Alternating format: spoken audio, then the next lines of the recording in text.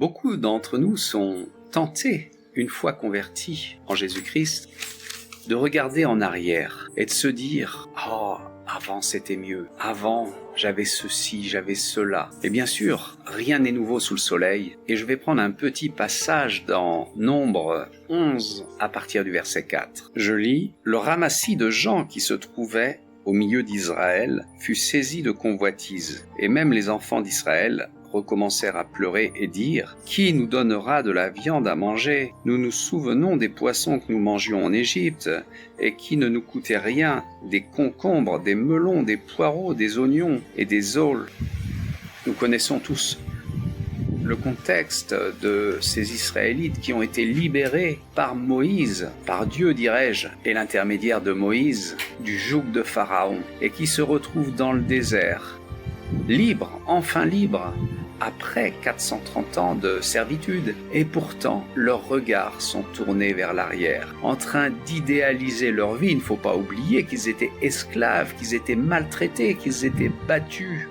et sûrement la nourriture n'était pas ce qu'ils en disent dans leurs souvenirs. Alors aujourd'hui c'est la même chose, Dieu nous offre une nouvelle vie, dit toutes choses sont en train de devenir nouvelles pour celui qui est en Jésus-Christ. Mais la tentation, quand nous traversons des périodes un petit peu difficiles, car nous sommes éprouvés dans notre marche avec le Seigneur, c'est de regarder derrière et d'essayer d'idéaliser le passé, d'essayer de refaire même le passé. Ah, si j'avais su, j'aurais fait ci, j'aurais fait ça, et puis c'était quand même mieux, et puis ceci, et puis cela. Mais cela enflamme la colère du Seigneur. Il est dit dans le passage que j'ai lu précédemment, un tout petit peu plus loin, au verset 10, « Moïse entendit le peuple qui pleurait, chacun dans sa famille, et à l'entrée de sa tente. La colère de l'Éternel s'enflamma fortement. » Alors je ne vais pas plus loin que ça dans ce passage du livre de Nombre, mais Dieu est en colère quand nous regardons en arrière, quand nous ne lui faisons pas confiance pour l'avenir,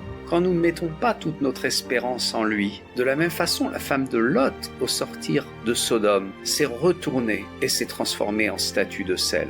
Alors, mes frères, mes sœurs, n'attirons pas la colère de Dieu sur nous en regardant le passé qui de toute façon est passé et que nous ne changerons pas, mais tournons-nous vers l'avenir, vers cette espérance extraordinaire que nous donne le Seigneur, vers ces perspectives qu'il nous offre pour un avenir meilleur. Et comme le dit Paul, soyons remplis d'une bienheureuse espérance. Soyez bénis dans le nom de Jésus.